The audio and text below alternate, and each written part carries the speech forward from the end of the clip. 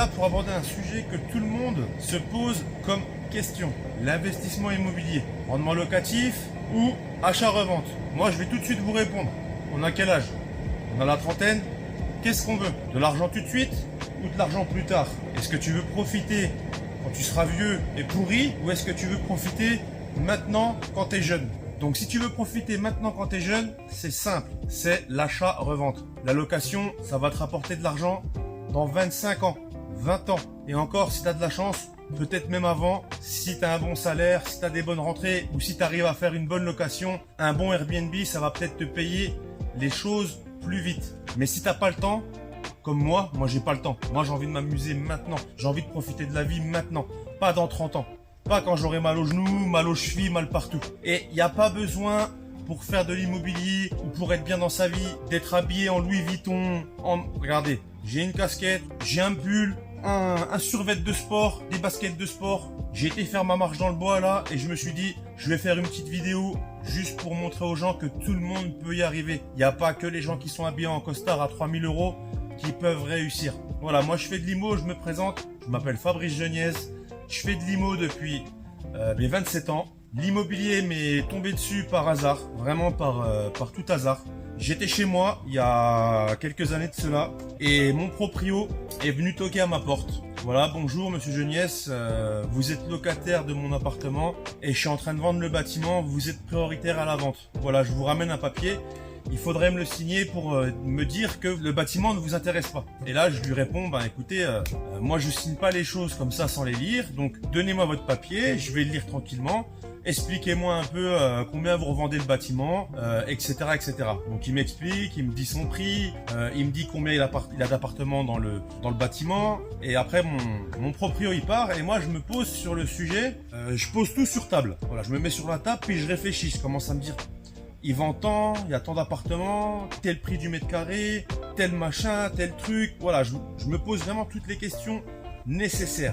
Et je me dis à un moment donné, si je fais un crédit, combien je vais avoir à rembourser par mois? Si je loue ces 4 appartements, parce qu'il y en avait 4, combien ça va me rapporter par mois si je rembourse mon crédit, que je paye ma taxe foncière, que je paye mes impôts? Est-ce que on va rentrer dans un chiffre positif ou négatif?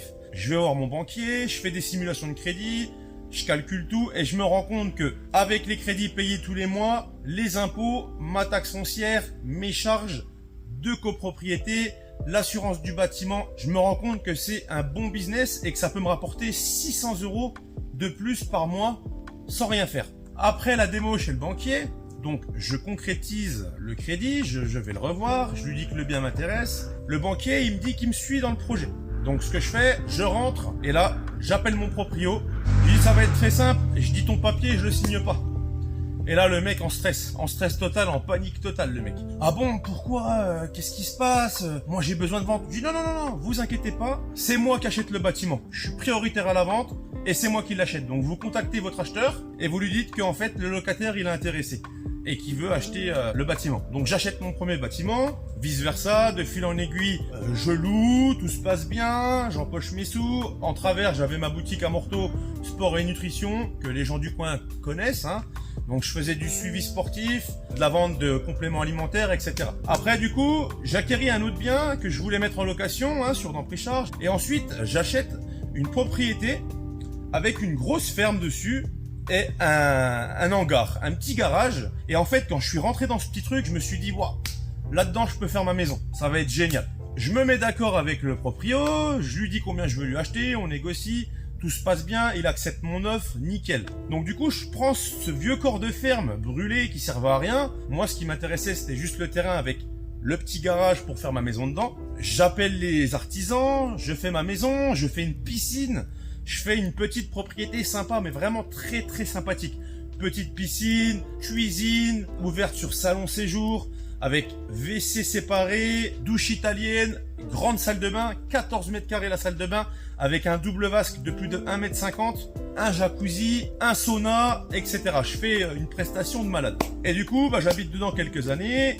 Et voilà, ensuite, moi je me suis dit, qu'est-ce que je vais faire de cette ferme qui dort? Je paye des crédits et j'ai la ferme qui dort là actuellement, elle va tomber en ruine, il va falloir que je la démolisse certainement. Le maire un jour il me dira, il faut la démolir.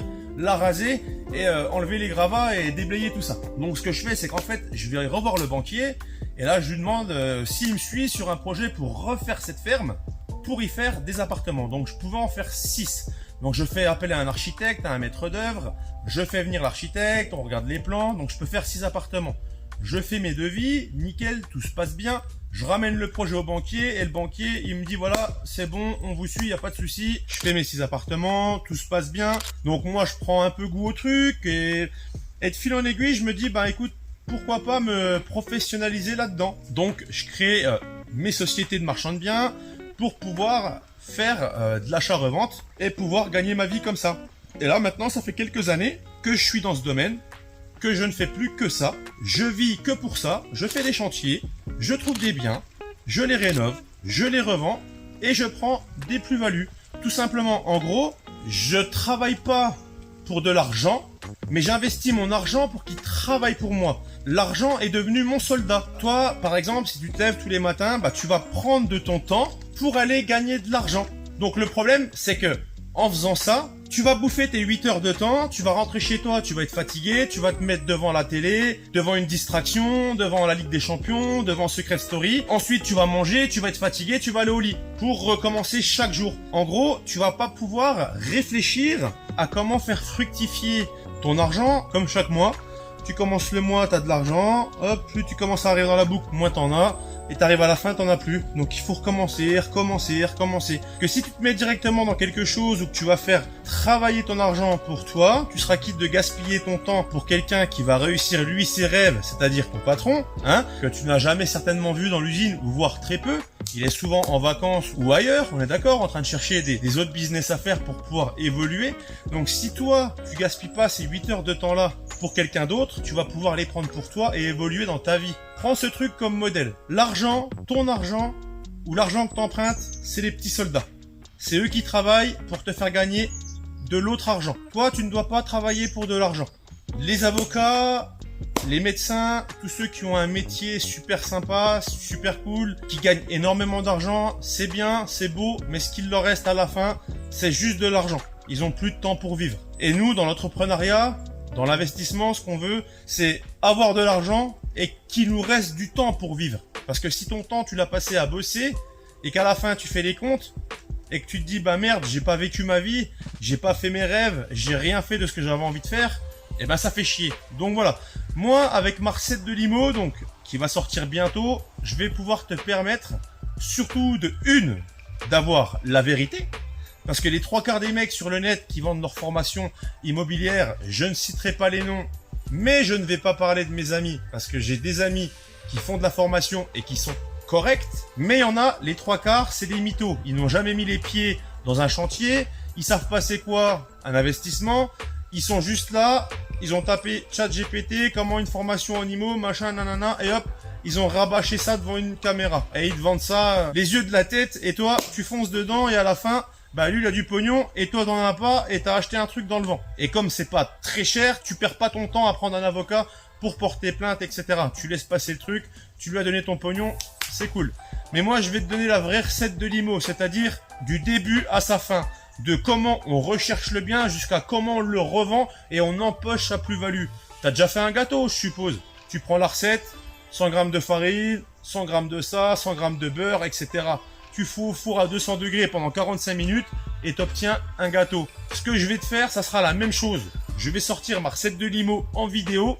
Tu prends des notes sur ton calepin, tu suis la recette, t'achèteras ton bien, tu revendras ton bien et tu gagneras de l'argent. Et je vais te donner tous les détails pour pas te faire avoir. Tous les détails pour ne pas perdre ton temps sur les petits trucs qui vont te faire perdre énormément de temps ou qui vont te faire perdre de l'argent parce que tu auras fait les mauvais choix.